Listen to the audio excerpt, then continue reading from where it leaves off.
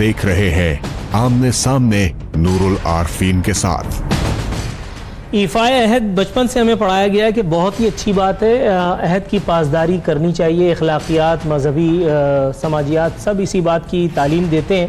बुज़ुर्गों से भी यही सीखा है। आपको याद होगा कि इमरान खान साहब ने भी एक वादा किया था, जब वो कंटेनर पे थे उन्होंने कहा था मैं इनको रुलाऊंगा, मैं इनको रुलाऊंगा, ये चीखेंगे मैं उनको रुलाऊंगा। आपको याद होगा। प्रोग्राम की ड्यूरेशन इतनी नहीं है वरना मैं आपको सुनाता। खान साहब वज़ीर-ए-आज़म बनने के बाद भी अल्हम्दुलिल्लाह अल्लाह रब्बुल इज़्ज़त का लाख लाख शुक्र कि अपना वादा पूरा कर रहे हैं। हर कदम से पता चल रहा है कि रुलाना ही मकसूद है। मरे हुए पर 100 दुर्रे मार दिए गए। एक मरतबा फिर बिजली की कीमतों में नादिरशाही इजाफा फरमा दिया गया है। नेपरा ने हुकूमत को नोटिफिकेशन जारी करने के लिए कह दिया है।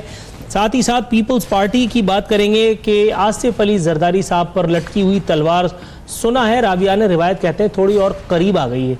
आसिफ अली जरदारी साहब का क्या होगा? माइनस अल्ताफ़ के बाद, माइनस नवाज़ के बाद क्या आसिफ अली जरदारी साहब भी माइनस होने वाले हैं? साथ ही साथ अवाम याद आ गई है नून लीग को भी, क्योंकि पीर को एक फ़ैसला आने वाला है। मियाँ नवाज शरीफ साहब के हवाले से बताया जा रहा है कि हुकूमत को टफ़ टाइम देने के लिए नून लीग ने तमाम तैयारियाँ कर ली हैं। इसमें कितनी हद तक कामयाब होंगे इसका तो पता नहीं, लेकिन आज एक अजीब सी बात हुई। टॉप स्टोरी उसी को बना लेते हैं मेरा ख्याल है। रोटी कपड़ा मकान देने वालों का एक अजीब सा, मैं उसे स्कैंडल कहूँ या उसको पता नहीं किसी माफिया के बेनकाब होने की कहानी कहूँ। 2 साल कबल अब तक ने कुछ एक भांडा फोड़ा था। इस हवाले से एक छोटा सा मोन्टाज है, पहले वो मुलाहिजा कीजिए, उसके बाद फिर मेहमानों को तारुफ कराऊंगा और इस मौजू पर बात करेंगे।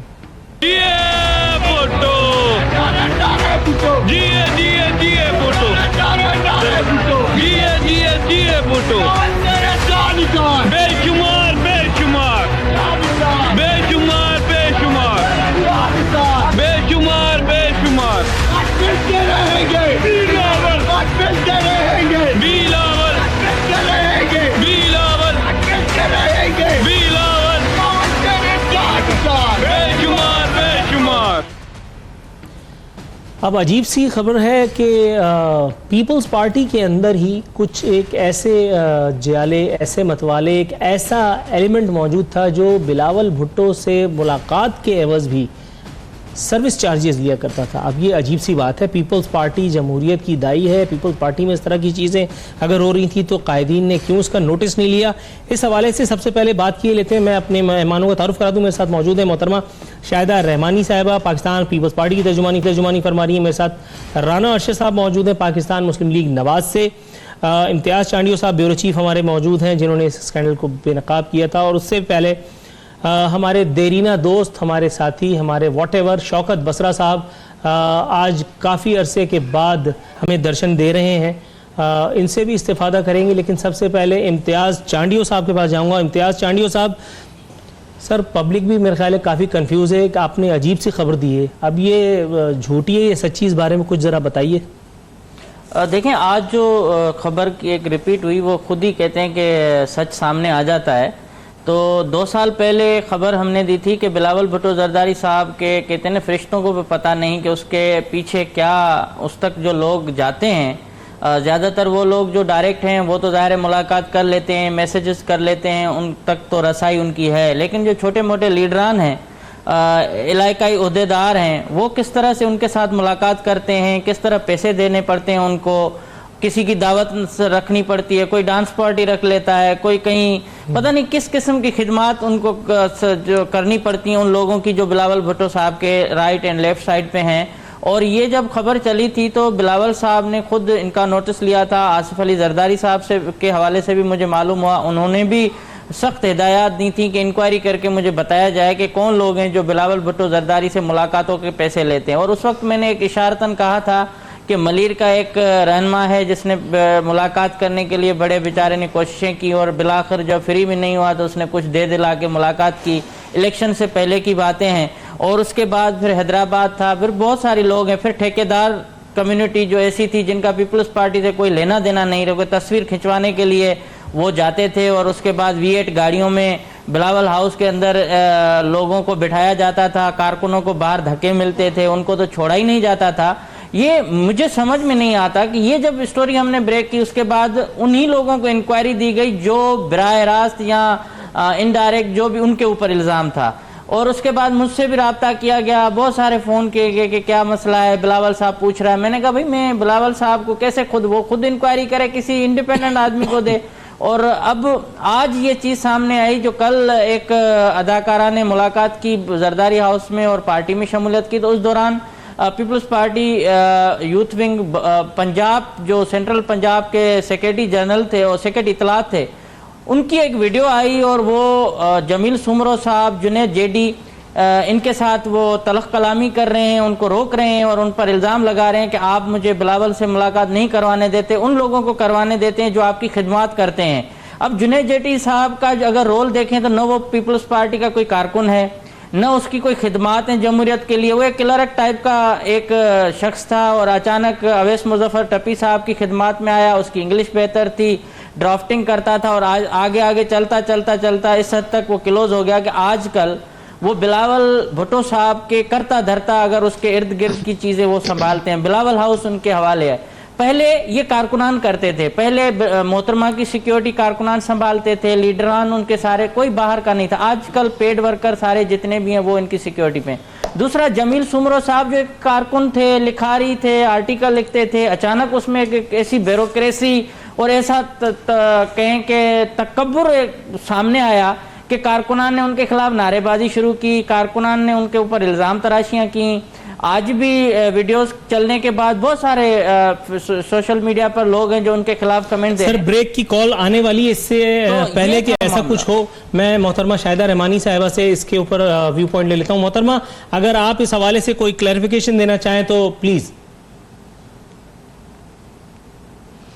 देखिए जी, इम्तियाज़ चांडियो साहब ने अपना एक तज्जिया पेश किया है। इसमें हर पार्टी के अंदर अगर चेयरमैन के साथ सबको मिलने की मैं समझती हूँ रसाई, और हमारे यहाँ पार्टी चेयरमैन साहब ने एक कमेटी बनाई है और उसका उनके नंबर, जिसमें उनके सेक्रेटरी मुस्तफ़ा नवाज़ खोखर साहब, जनाब मोहतरमा नफीसा शाह साहब, कासिम गिलानी साहब, इस तरह के नंबर्स दिए हैं कि अगर किसी को कोई कंप्लेन है तो वो उस व्हाट्सएप पे करें, और वो चेयरमैन साहब उसको रोज़ाना सुनते हैं, देखते हैं। तो मैं समझती हूँ पीपल्स पार्टी वो वाहिद पार्टी है जहाँ हर शख्स की रसाई। आप ये देखें कि चेयरमैन साहब जब असम्बली में आते हैं तो वहाँ सैकड़ों मैं देखती हूँ कि डेली वर्कर्स जो है वहाँ खड़े होते हैं, वो सेल्फीज भी बनाते हैं, अपनी शिकायत भी करते हैं और अपना पॉइंट ऑफ व्यू जो पहुँचाना होता है वो अपना मुद्दा पहुँचाते हैं।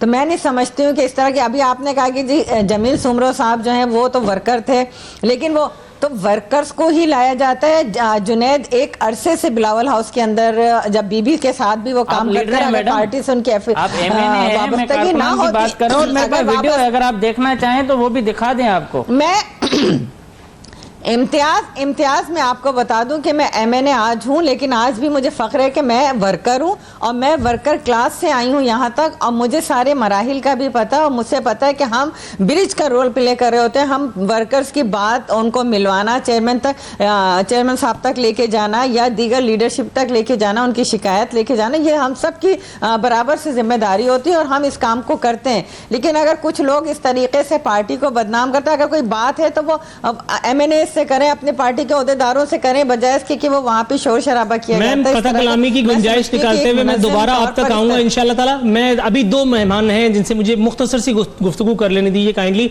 ताकि फिर उसके बाद मैं ब्रेक पे जाऊं।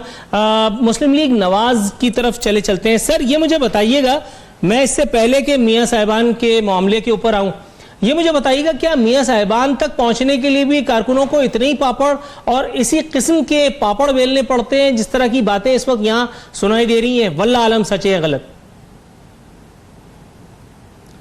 जी बिस्मिल्लाहिर्रहमानिर्रहीम। नूरुल आरफीन साहब, मैं आपका शुक्रिया अदा करता हूँ।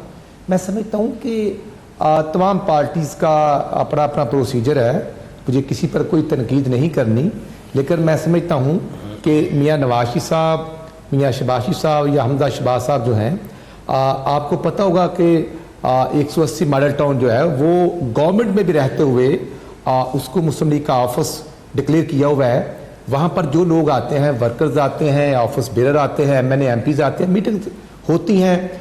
और मैं बिल्कुल ये अर्ज़ करूँगा कि अगर एक वक्त में MNAs की मीटिंग हो रही है तो उस वक्त अगर वर्कर्स भी आए हुए हैं तो ज़ाहिर अंडरस्टूड कि उनकी मीटिंग अलहदा होनी है, लेकिन प्रोसीजर मौजूद है और जो लीडरशिप है वो कारकुन से दूर नहीं रह सकती और कारकुन से मेरा ख्याल है मिलना ही जमहूरियत की खूबसूरती भी है और इसमें ही मैं समझता हूँ कि लीडरशिप की भी जो प्यार है, मोहब्बत है, जो अमहंगी है, उसको तकवीयत मिलती है। दुरुस्त है और पार्टी का सर्वाइवल भी जाहिर है कि इसी एक बात से मुंजबित होता है। आपकी बात बिल्कुल दुरुस्त है सर। वक्फे पर जाने से पहले मैं चाह रहा हूं शौकत बसरा साहब से मुख्तसर सा अहवाल। शौकत बसरा साहब, सर जी भुट्टो भुट्टो देखें आरफीन, शहीद जुल्फकार अली भुट्टो और शहीद बीबी, ये मेरे कल भी लीडर थे, आज भी लीडर है। अब सर ये फिर नीचे यार प्रोड्यूसर, ये आपने नीचे तहरीक इंसाफ लिख के लगाया है, इनका तो कोई सानी नहीं है। तो सर फिर आगे सुनिए आरफीन, शौकत बसरा।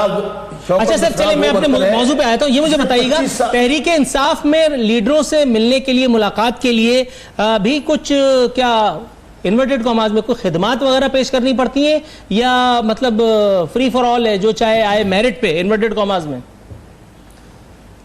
देखें, जो बात इम्तियाज चांडियो साहब ने कही है, ये शिकायत मौजूद है। मैं इम्तियाज चांडियो साहब की, मैं देखें मैं भी वर्कर हूं, एक बात वो करनी चाहिए जो सच है। ये होता ये है कि जो लोग इर्द गिर्द होते हैं, अब किसी को पता भी नहीं होता कौन क्या कर गया है, लेकिन ये बात सच है कि लोग, जाहिर है जो कारकुन है उसकी कितनी बड़ी मिराज है कि वो अपनी लीडरशिप को, इमरान खान साहब हो, मियां नवाज शरीफ साहब हो, आसिफ साहब हो या बिलावल साहब हो, तमाम कारकुनान की, हर पार्टी, हर आदमी का अपना नजरिया है, लेकिन उन तक पहुंचने के लिए बेचारे लोग साल हर साल लगे रहते हैं, उनकी मुलाकात नहीं होती। फिर वो कोशिश करते हैं कि कोई ऐसा रास्ता निकाला जाए जिससे हमें एक्सेस मिल सके कि हम अपने लीडर के सामने बैठ सकें। अब वो कौन लोग हैं जो ये काम करते हैं? मैं समझता हूं तो तमाम पार्टियों की लीडरशिप को इस बात पे नजर रखनी चाहिए कि वो लोग, क्योंकि पार्टियां कारकुनान से हैं, ये जो सेल्फी प्रोग्राम हमारे जैसे हम जो लीडर होते हैं, इनसे पार्टियां नहीं होती हैं। हर पार्टी की जो जान है, हर पार्टी की जो जिंदगी है, हर पार्टी की जो सरमाया है, वो उसके कारकुन है। जब वो कारकुन खत्म हो गया, जिस तरह जब वो कारकुन रहा, जिस तरह कारकुनान जो है वो पार्टी की जान होते हैं, उसी तरह एक करंट अफेयर प्रोग्राम की कामयाबी का दारोमदार ये तेल घी के इश्तिहारात होते हैं। तो बेहतर है कि मैं भी अपनी कामयाबी का बबांग दान फरमाते हुए एक शानदार से अजीम उशान वक्फे पे चले जाऊं। जब वापस आएंगे तो कुछ और मौजूआत है जिनका अहाता करेंगे अपने मेहमानों के साथ। हमारे साथ रहिएगा।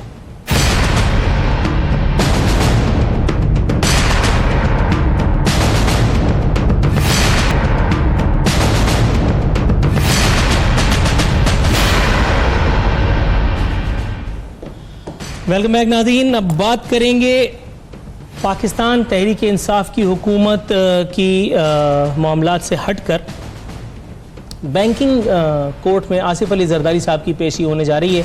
बहुत स्पेकुलेशंस है इस हवाले से, बहुत बातें की जा रही हैं। खुद आसिफ अली जरदारी साहब इस हवाले से उनके बयानात ऑन रिकॉर्ड है। उन्होंने मेरे ख्याल है महसूस कर लिया है कि शायद कोई गड़बड़ का इशारा है। तमाम जो MPAs हैं, MNAs हैं, उनको कल तलब कर लिया गया है, अरकान असम्बली को तलब कर लिया गया है और वो कल आसिफ अली जरदारी साहब के साथ बैंकिंग कोर्ट जाएंगे। मैम ये मुझे बताइएगा शाहिदा रहमानी साहिबा कि इस एक इत्तेहादी अमल से, इस एक अलामत से क्या जाहिर करने की कोशिश की जा रही है? क्या इससे अगर खुदा न खास्ता कोई ऊंच नीच अल्लाह माफ़ करे होने जा रही है तो वो रुक जाएगी, वो थम जाएगी, या पीपल्स पार्टी का जो कुछ भी इल्ला माज़ल्ला हो सकता है माइनस जरदारी होने के बाद, क्या उसमें कोई फ़र्क पड़ेगा या ये ऐसे ही दिल की भड़ास निकालने की एक कोशिश है? देखिए आरफीन, पाकिस्तान पीपल्स पार्टी और हमारी लीडरशिप ने कभी भी इस तरह की ना तो हमने आगे बढ़कर हिम्मत और जुर्रत का मुकाबला के इन हालात का, चाहे वो जनरल ज़िया का दौर हो, ख्वाह वो जनरल मुशर्रफ का हो, जब हम जनरल ज़िया के ऐसे बदतरीन आमरियत का मुकाबला कर सकते हैं, जनरल मुशर्रफ का कर सकते हैं, तो यह कुछ नहीं, इस तरह की धमकियां, इस तरह की चीज़ें हमें नहीं डरा सकती, ना हमारी लीडरशिप के हौसलों को पसपा कर सकती, ना हमारे वर्कर को। ये आपने कहा कि जी पहुंचने के लिए पाबंद किया, तो हर एक को पाबंद नहीं किया। हर जब भी हेयरिंग होती है तो कुछ लोग खुद चले जाते हैं और हमारी लीडरशिप है, हम उनके शाना बशाना खड़े रहेंगे। अगर हमारे ऊपर होता है तो हमारी लीडरशिप, हमें ये क्वालिटी है कि लीडरशिप ने हमेशा वर्कर का साथ दिया, और ये क्रेडिट पाकिस्तान पीपल्स पार्टी को जाता है कि जहां वर्कर लीडरशिप के सबसे ज्यादा क्लोज होता है, और हम और वर्कर हर की ये जरूरत होती है कि वो लीडरशिप से सवाल भी करता है। ये किसी और पार्टी में नजर नहीं आता। अभी बहुत सी बातें हुई वर्कर के हवाले से, तो मुझे भी ये फख्र है, और मेरे साथ बसरा साहब भी, हम सब वर्कर क्लास थे और हम यहाँ तक आए, तो हमें अगर इस जगह पहुंचाया तो वो लीडरशिप ने पहुंचाया। अगर हमारा राब्ता ना हो तो हम यहाँ ना पहुंचते। और ये इस तरह के हथकंडे माजी में भी बहुत इस्तेमाल किए गए हैं। आप सोचे कि जनाब सदर आसिफ अली जरदारी साहब के ऊपर उस वक्त भी 1500 अरब का केस बनाए गए और इतने कहा गया कि इतनी दौलत लिए गए, लेकिन वो सब कुछ नजर नहीं आया। आज भी इस तरह के इल्जामात लगाए जा रहे हैं। असल चीज है, कोर्टें काम कर रही हैं, अदालतें काम कर रही हैं, वहां पे बैठ के वहां पे पेश किया जाए, वहां पे बात किया जाए। लेकिन जिस तरीके से कुछ दिनों से जो इंतहाई जारहाना पीटीआई की तरफ से, हुकूमत की तरफ से बयानात आ रहे हैं, नैब की जो है क्रॉस द बोर्ड जो है वो एहतसाब नहीं कर रही है और सिर्फ टारगेटेड किया हुआ है, तो हम अपनी लीडरशिप के साथ खड़े हैं और पाकिस्तान पीपल्स पार्टी का एक एक वर्कर उनके लिए अपनी जान देने को तैयार है। ये गलत है कि जी माइनस वो कुछ हो सकता है माइनस, लेकिन हम अपनी लीडरशिप को किसी भी तरीके से माइनस नहीं होने देंगे। सर राना अरशद साहब, ये मुझे बताइएगा कि माइनस नवाज तो हो चुका, अब एक और केस है जिसका फैसला होने जा रहा है पीर को। मियां साहब ने भी मेरे ख्याल है महसूस कर लिया है कि जी का जाना अब ठहर चुका। उसके बाद फिर अब दोबारा अवाम की याद सता रही है, जैसे मैंने इंट्रो में भी कहा था। आपके ख्याल में सर अवाम रिस्पॉन्ड करेंगे नून लीग की उस एक कॉल को जिसका मुमकिन तौर पर ऐलान शायद किया ही जाना चाहता है? नूरुल आरफीन साहब, गुजारिश ये है कि जब ये एक मैं तो अर्ज करूंगा बतौर पॉलिटिकल वर्कर, एक इंटरनेशनल साजिश के तहत पनामा का ड्रामा शुरू होता है और फिर वो अकामे पर आकर ख़त्म होता है, तो आप मुझसे ज़्यादा पढ़े लिखे हैं, जब बड़ी फहम फरास्त रखते हैं, तो वो जो 456 के करीब ऑफशोर कंपनी है, वो जो केस हैं पनामा वाले, वो किस स्टेटस पर हैं नवाज शरीफ साहब की फैमिली के अलावा? मैं समझता हूं कि आज पाकिस्तान के अंदर किसी जमहूरी पार्टी की लीडरशिप को या पार्टी को खत्म नहीं किया जा सकता।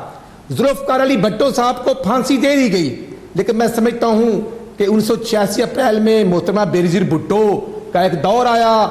उसके बाद आप देखें मियां नवाज शरीफ साहब को 12 अक्टूबर 1999 को परवेज मुशर्रफ साहब ने जब ऐन तोड़ा, और मैं समझता हूं ये कोशिश पहले भी हुई, पीटीआई अब नहीं, उस वक्त काफली क्रिएट हुई, नैब बना, और उसके बाद आप देखिए कि अल्हम्दुलिल्लाह मई 2013 में अल्हम्दुलिल्लाह मियां नवाज शरीफ साहब की गवर्नमेंट आती है। मैं अर्ज करना चाहता हूं कि नवाज शरीफ साहब तो खुद लंदन से आते हैं अपनी बीवी को मौतो हयात की कश्मकश में छोड़कर जेल में आने के लिए, और जेल में आप भी गए, अपनी बेटी को भी साथ लेके गए। आज भी जो फैसला होगा हम उसको मनोअन तस्लीम करेंगे। Right sir, got your point. Sir ये मुझे बताइएगा, मैं शौकत बसरा साहब के पास से हो लूं ताकि फिर मैं इम्तियाज चांडियो साहब से सवाल से राय मालूम करूं।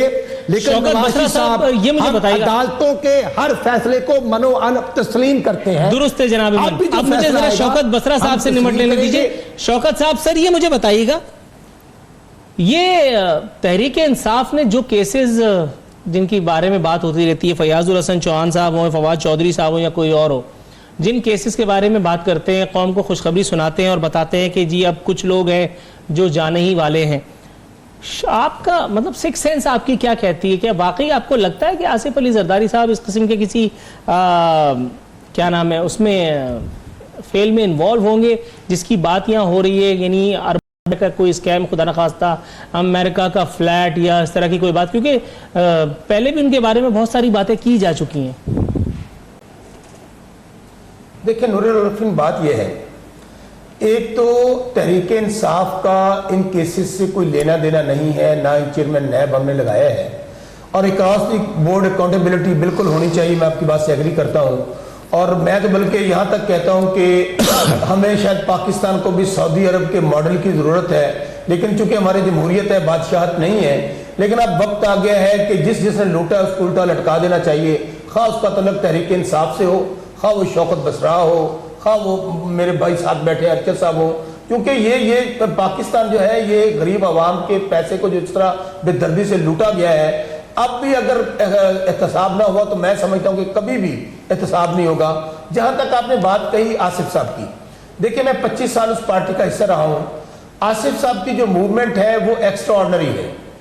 मैं उनको he is in deep trouble, मेरी ऑब्जर्वेशन में आपको बता रहा हूँ, क्योंकि ना जलसे जुलूस, ना इलेक्शन का मौसम है, ना इलेक्शन हो रहे हैं जिस तरह वो जलसे जुलूस कर रहे हैं। और ख़ास तौर पे हैदराबाद में जो उन्होंने बातें की वो बहुत इंपॉर्टेंट है और वो खतरे की घंटी है। मैं बल्कि कहूँगा खतरा 440 वोल्ट है। ये बिल्कुल उसी तरह है जिस तरह उन्होंने पहले भी एक बयान दिया था, अभी भी उन्होंने कहा, उन्होंने direct chief of army staff को हिट किया 3 साल की बात करके, और फिर उन्होंने चीफ जस्टिस साहब पे भी तनकीद की। तो उनकी जो मूवमेंट्स हैं वो उससे मुझे ये लग रहा है, और ख़ास तौर पे ये जो आपने बात की है, जो बात आ रही है न्यूयॉर्क वाली, अगर ये सच है, क्योंकि अभी ये बातें सामने आनी हैं, तो it's a very serious issue जिसके ऊपर खुर्रम शेर साहब ने उसके ऊपर रेफरेंस आज फाइल किया है, दरख्वास्त दी है इलेक्शन कमीशन को। क्योंकि जब हम इलेक्शन कॉन्टेस्ट करते हैं आरफीन, उसमें हम लोग इलेक्शन कमीशन को अपने गोशवारे देते हैं, उसमें अपने एसेट्स देते हैं। जिस तरह मियां नवाज शरीफ साहब डी सीट हुए, डिस्क्वालीफाई हुए for ever under 62 clause F1 जिसकी आप बात कर रहे हैं। अगर ये गोशवारों के अंदर कोई भी हो, खा वो मैं हूं, खा आसिफ साहब हो, खा मियां साहब हो, खा अरशद साहब हो, जो आदमी भी उनको फैक्ट्स को डिस्क्लोज नहीं करेगा, अब तक रूल ऑफ कंसिस्टेंसी होगी। मियां नवाज शरीफ वाले केस के बाद सुप्रीम कोर्ट ने जो फैसला दे दिया, अब तो किसी को, मैं समझता हूं अगर वो चीज सामने आ जाती है तो वो वही अप्लाई करेगा जो मियां नवाज शरीफ वाले केस में फॉलो हुआ है। इसलिए अब मैं जो समझ रहा हूं कि दिसंबर वैसे तो बड़ा ठंडा महीना है और हम भी कोट जैकेटें पहन के बैठे हुए हैं, लेकिन ये सियासी तौर पर बहुत गर्म होता हुआ मुझे नजर आ रहा है। और ये महीना तो और बड़ा इंपॉर्टेंट हो गया। 24 को मियां नवाज शरीफ साहब के केस का फैसला आना है। मैं बतौर एक वकील के समझता हूं कि मियां साहब का case open and shut case है, चूंकि उन्होंने कतरी खत को जिसके ऊपर वो पूरी बुनियाद बनाकर चले थे उसको भी उन्होंने डिसोन कर दिया। नवाज शरीफ साहब ने पार्लियामेंट की तकरीर को भी डिसोन कर दिया, वो केस भी। और फिर 24 तारीख को आसिफ साहब का केस है सुप्रीम कोर्ट में, और 25 को कायदा मोहम्मद अली जिन्ना की, आपको पता है कि वो डेट आ रही है 25 की। फिर शहीद बीबी की बरसी भी 27 को आ रही है। लेकिन सियासी माहौल मुझे बड़ा गर्म होता नजर आ रहा है। राइट सर, इम्तियाज चांडियो साहब, सर मैं आपकी तरफ आऊंगा। देखिए, ये मुझे बताइए, आपके ख्याल में अभी आप जिस खबर की बात कर रहे थे उसके हवाले से एक वीडियो भी है प्रोग्राम में, वो शरीक होगी थोड़ी देर में। वो लोग, वो कारकुनान, वो जियाले जिनसे पैसे लिए जा रहे हैं, बावजूद उनकी तमाम तर पॉलिटिकल एफिलिएशन के, उनकी तमाम तर मोहब्बतों के, आपके ख्याल में किस दिल के साथ वो, खुदा न खास्ता अगर कल को आसिफ अली जरदारी साहब बिहाइंड बार्स चले गए, किस दिल से वो सड़कों पर आएंगे, क्या मामलात होंगे, किस तरह से आप देखते हैं? आरफीन साहब, ये मोहतरमा का ज़माना नहीं है। मोहतरमा या जुल्फ़कार अली भुट्टो साहब किसी हुसैन लवाई या ओमनी ग्रुप के चक्कर में जेलों में नहीं गए थे, ना ही उनके ऊपर ओमनी ग्रुप और दीगर जो सरमाएदार थे उनके चक्करों में उनके ऊपर करप्शन के केसेस बने थे। उस वक्त अगर बेनज़ीर साहबा के ऊपर इल्ज़ामात लगे थे तब भी ये मोहतरम आसिफ जरदारी साहब ही थे जिनकी वजह से उनके ऊपर इल्ज़ामात लगे, और अब भी अगर वो जा रहे हैं तो अपने दोस्तों की वजह से जा रहे हैं। और जो एक शख्स है, कल आपने कारकुनान की बात पे हम आते हैं, लेकिन अगर आसिफ अली जरदारी साहब के पास कुछ भी नहीं है, न उनकी दौलत है, न उनके बैंक बैलेंसेस हैं, न उनका कारोबार है, न उनकी कोई सोसाइटीज हैं, तो फिर ये पूरी दुनिया में ट्रेवल कैसे करते हैं, पार्टी कैसे चलाते हैं, जहाज कहाँ से आते हैं? बहरा टाउन से लेकर बिलावल हाउस से लेकर इतनी सारी चीजें जो मोहतरमा छोड़ के गई थी, वो उस वक्त उनका हजम कितना था, अब वो सारी चीजें बढ़ बढ़ के कहाँ पहुंच गई। एक बिलावल हाउस छोटा सा, वो 16 पता नहीं 5 या 6 और बंगले मिला लें, उन पर महित हो गया। ये सारी चीजें आप करने के बावजूद कह रहे हैं कि बिलावल भुट्टो साहब को आज़ादाना तरीके से सियासत करने नहीं दे रहे, और जो लीडरान है उनकी कोई मतलब सिवाय चंद लीडरान की इज्जत नहीं है। जलसे में मुल्तान में या कहीं आसिफ जरदारी से कारकुन कह रहे हैं वीडियो कि जनाब मैंने कुर्बानियां दी, मेरे बच्चे मर गए, मेरी बीवी मर गई, मैं आपसे मिलने आया हूं, मुझे मिलने नहीं दिया जा रहा। तो उसने कहा अच्छा किया उन्होंने। मतलब यार आप अपने कारकुनान क्यों आएंगे? मैं दावे से कह रहा हूं सिंध का एक भी कारकुन इनके खिलाफ इस मामले पे नहीं निकलेगा। मुझे नहीं पता कल वो जेल में जा रहे हैं या नहीं जा रहे, लेकिन हालात यूं लग रहे हैं कि इनके गिर्द घेरा तंग हुआ है। पहले जबान देखते थे तो वो किसी से हाथ मिलाना पसंद नहीं करते थे। जो मैदानों की पार्टी थी वो कनातों की पार्टी बन गई। जहां भी जा रहे हैं जलसा घर में हो रहा है, जहां भी जा रहे हैं कारकुनान को इतनी सिक्योरिटी में गुजार के वहां पहुंचाते हैं। क्या कारकुनों ने हमले किए? क्या कारकुन इनके दहशतगर्द थे? बीबी शहीद जब आई थी तो किसी कारकुन को रोका टोका नहीं जा रहा था। इनके लिए वो मरी साहब जो है टंडोला यार के घर के अंदर हो रहा है तो वहां भी इनके पास जो है वो अतराफ में लोगों को आने नहीं दिया जाता। चंद उनके अपने खुशामंदी आ रहे हैं। तो ये जो मोहतरमा हमारी नाराज होंगी, उनकी तो ज़ाहिर जिम्मेदारी है अपनी पार्टी को डिफेंड करने की। इनको करप्शन केस जेल में नहीं ले जाएगा, इनको सिंध के लोगों की आहें और बददुआएं जेल में ले जा रही हैं। ये करप्शन नहीं थी, ये डाके थे जिनका हिसाब होगा। सर अब वाजिब है कि मोहतरमा शाहिदा रहमानी का व्यू पॉइंट इस एक हवाले से ले लिया जाए। इससे पहले कि ब्रेक पर जाने से पहले वो एक वीडियो जो इस वक्त एडिटिंग के मेरे ख्याल है कि आखिरी मराइल में वो चले। मोहतरमा शाहिदा रहमानी साहिबा आप अपना वर्जन प्लीज़ इस हवाले से दीजिए ताकि फिर हम ब्रेक पर जाने से पहले वो एक छोटा सा क्लिप है, छोटी सी वीडियो है, वो देखें जो इस आज के इंसिडेंट के हवाले से है। देखिए बड़ा अफसोस हो रहा है मुझे इम्तियाज़ चांडियों की बात सुन के कि इम्तियाज़ चांडियों को कौन सी तकलीफ पहुंची है या किसने इनके साथ जो है क्या कहाँ इनके मामलात ख़राब हुए हैं। हालांकि पीपल्स पार्टी इन तमाम बातों पे बिलीव नहीं करती और इन्होंने कहा कि जी मोहतरमा बेनज़ीर भुट्टो साहब हमारी बड़ी बदकिस्मती है कि जब लोग इस दुनिया से चले जाते हैं तो हम मरने के बाद तो उनकी कदर करते हैं, लेकिन जब तक जिंदा होते हैं उनको जीने की सज़ा देते रहते हैं। तो मोहतरमा के साथ भी यही हुआ कि मोहतरमा ने पूरी जिंदगी अपनी स्ट्रगल में गुजारी। हमने तो कोई मुखालफत नहीं की मोहतरमा की, हम तो उसके गांव के लोग हैं। नहीं मैं हम तो उनके गांव के लोग हैं मैडम, आपको शायद मिसगाइड किया जा रहा है। मुर्दा परस्त कौम है, हम बहुत मुर्दा परस्त कौम है। जब चला जाता है तो जब कहते हैं कोई नहीं, हमने मोहतरमा के धमाकों में भी अपनी जाने जो खतरे में डाल के उनको वेलकम किया था। हमारा काम है हक सच बोलना। बात करने थे, मैंने आपकी बात के दौरान नहीं बात की थी। आपको अगर बात करनी नहीं आती तो फिर क्यों बैठते हैं आंखें? मुझे तो बात करने आ रही है ना। आप पर पूरी जिंदगी जद्दोजहद की। जी मैम प्लीज आरफीन ये आपकी जिम्मेदारी है कि आप जब मेरी बात जी मैम वो खामोश हैं, आप बात कीजिए। की बात में इंटरप्ट नहीं किया। हाँ अभी वीडियो चला रहा है। मैम आप बात पूरी कर लीजिए। किस तरीके से इल्जामात लगते रहे, उन्होंने एक दिन में 3 अदालतों को फेस किया। इसी तरह मोहतरम आसिफ अली जरदारी साहब के ऊपर भी झूठे मुकदमात कायम किए। मोहतरमा की अपनी किताबों को आप पढ़ें कि वो जिस तरीके से मोहतरम आसिफ अली जरदारी साहब के लिए वो परेशान होते थे, किस तरह उन पर झूठे केसेस थे, और वो सब खुद लिखती हैं वो सारी चीजें जिसपे हम गलत अपनी सोच को मुसल्लत करते हैं कि अगर हम किसी से नेगेटिव हैं तो हम कहें कि नहीं जी जनाब ऐसा है। वही आसिफ अली जरदारी साहब मुफाहमत के बादशाह भी कहे जाते हैं, वो इंतहाई तहम्मुल बुर्दबारी के साथ सियासत भी की। वही आसिफ अली जरदारी साहब जिन्होंने इस मुल्क में 5 साल जमहूरियत पहली मरतबा कंप्लीट किया और इस मुल्क में बेहतरीन लेजिस्लेशन कर गए, बेहतरीन रिफॉर्म कर गए, मजदूरों की तनख्वाहें डबल कर गए। उसके बाद फिर हम कहते हैं कि जी आप उन पे जितने भी झूठे केसेस बना ले, आप कहते हैं अवाम नहीं निकलेंगे, अवाम का समंदर निकलेगा। की सारी बात आपकी सारी बात मनोन पहुंच गई। मैं आपसे कह रही हूँ कि आप मुझे बात करने थे जब आपने मुझसे सवाल किया।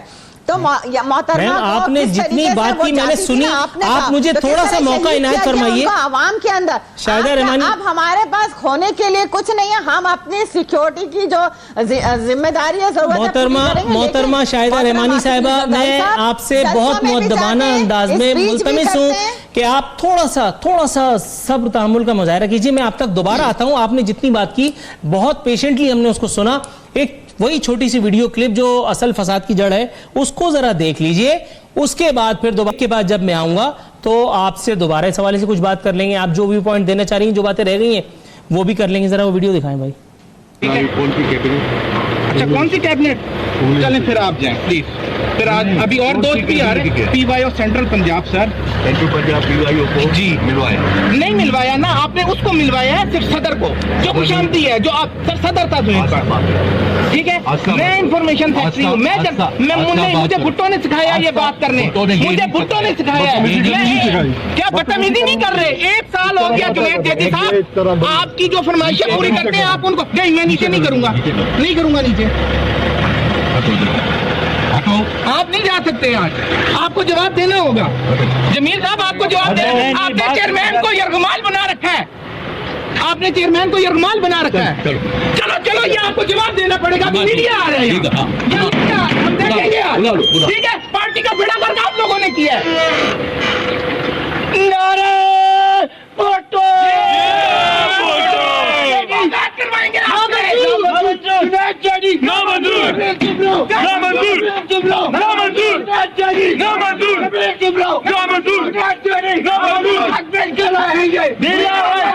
करवाएंगे बिलावल।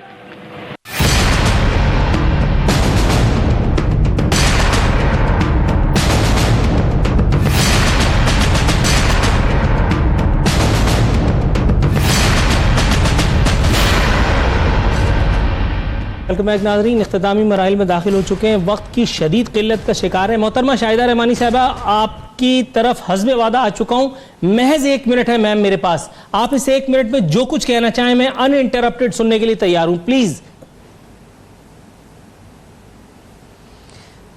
आप वीडियो के मुतालिक बात करना चाह रहे थे? मैम 1 मिनट में आप जो कुछ कहिए, मौसम के बारे में बात कीजिए, आई डोंट माइंड। नहीं, आप ये बताएं कि आप क्या कहना चाह रहे हैं। जाहिर बात है कि मैंने आपसे कहा कि आपने अभी वीडियो दिखाई थी, और वीडियो कोई भी बना, जो गए हैं बड़ी मुनज़्ज़म तरीके से गए, और जिस तरीके से वो फेस कर रहे थे या बात कर रहे थे उसमें कोई ऐसी चीज़ नज़र नहीं है। हाँ, तरीक़ाकार होता है पार्टी के अंदर, आप SMS करते हैं, कॉल करते हैं। मैंने आपसे कहा कमेटियाँ भी बनी हुई हैं, फिर ये जुनैद हैं या जमील सुमरो साहब हैं, इनके पास भी एप्लीकेशन दी जाती है कि जी हमें मिलना है, उनको टाइम मिलता है। अब ये क्या था क्या नहीं, इसके बारे में मैं समझती हूँ कि 1-2 दिन में क्लियर हो जाएगा कि ये किस तरीके से किया गया। लेकिन हमारी लीडरशिप से मिलना, आप खुद आरफीन देखते हैं कि रोज आना असेंबली के अंदर, पार्लियामेंट में जब चेयरमैन साहब आते हैं तो एक जम्मे गफीर होता है, वो सबसे मिलते हैं, सेल्फियां बनाते हैं, बात भी करते हैं, खैरियत भी पूछते हैं। तो हमारे चेयरमैन साहब तक तो रसाई बहुत, ठीक है मैम, आपका डिटेल आंसर आ गया, थैंक यू सो मच। मुझे बस वाइंड अप की तरफ जाना है और क्विकली मैं बस 1-1 मिनट में दे पाऊंगा अनफॉर्चुनेटली। राना अरशद साहब, सर ये मुझे बताइएगा, मियां साहब के लहजे की थकन क्या जाहिर कर रही है सर? 24 को क्या होने वाला है? 1 मिनट है सर। आरफी साहब, मैंने अर्ज किया जो फैसला आएगा मनोअन तस्लीम करेगा, लेकिन गुजारे ये है आज फिर पाकिस्तान के गरीब के लिए 1 रुपया 27 पैसे महंगा, बिजली महंगी कर दी गई। 143% पहले गैस महंगी हुई, बिजली पहले 4 रुपये महंगी हुई। पूरी दुनिया में पेट्रोल सस्ता है, यहाँ पर महंगा हो रहा है। मैं क्योंकि एक छोटा सा जिम्मेदार हूँ, 180 रुपये का गन्ना जाना था मिलों पे, वो 140 रुपये में लिया जा रहा है। और आज उस्मान बुज़दार साहब का बयान था कि हम पूछेंगे, कब पूछेंगे? जो मियां नवाज शरीफ साहब के दौर में यूरिया की बोरी 1200 रुपए की थी, आज वो 1800 रुपए की है, 1850 की। जो DAP की बोरी 2400 की थी, आज 4000 की हो गई। तो आज भी असद उमर साहब कहते हैं कि थोड़ी सी कड़वी गोली खानी पड़ेगी। हमें क्या चाहिए? अब देसी अंडे और बच्चे से और कट्टे से गरीब का पेट नहीं भरेगा। आज डॉलर महंगा हो चुका है। इमरान खान साहब के पास जो एक्सपर्ट्स की टीम थी वो कहां पे गई? सर ये आपने बड़ा अच्छा नुक्ता उठाया, वाइंड अप करने के लिए इससे अच्छा नुक्ता हो ही गई। डॉलर को मजबूत किया। तहरीक इंसाफ से मैं मालूम करना चाहूंगा सर, आपकी इजाजत से मैं शौकत बसरा साहब से बस इख्तितामी कलिमात कहलवाना चाह रहा हूं। शौकत बसरा साहब, 1 मिनट में मुझे बताइए, आपके पास आवाम को देने के लिए अपनी जंबील में और क्या कुछ है कि जिससे कोई अच्छी खबर तो महसूस हो? ये मिनी बजट ये वो तो बहुत हुआ। अरशद भाई, मुझे ना आरफिन भाई, अरशद भाई की तकरीर से यूँ महसूस हो रहा था जैसे गुज़श्ता 50 साल से इमरान खान साहब की हुकूमत है और तहरीक इंसाफ यहाँ पे रूल कर रही है। मैं कहता हूँ कि थोड़ा सा ये तो सोचें कि ये तो जो कुछ हो रहा है भाई, जो कुछ आपने किया उसको हम साफ करने की कोशिश कर रहे हैं। और ये एक बात तो अब यकीन कर लें कि कौम को ये इस बात का यकीन है कि इस वक्त पाकिस्तान एक ऐसे शख्स के हाथ में है, मैं भी उन पे बहुत तनकीद करता था, उनके ऊपर करप्शन की आप एक उंगली नहीं उठा सकते, करप्शन के हवाले से आप उनसे बात नहीं कर सकते। और दूसरी बात, आप उनकी नीयत में शक नहीं कर सकते।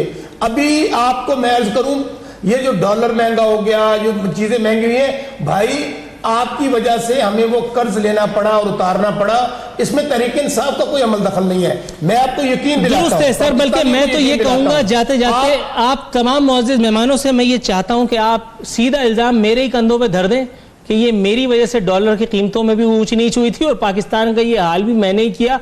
मैं आप लोगों की किसी बात का बुरा इसलिए नहीं मानूंगा क्योंकि प्रोग्राम में ड्यूरेशन आज वाकई कम थी। इम्तियाज चांडियो साहब, सर आपके फाइनल वर्ड।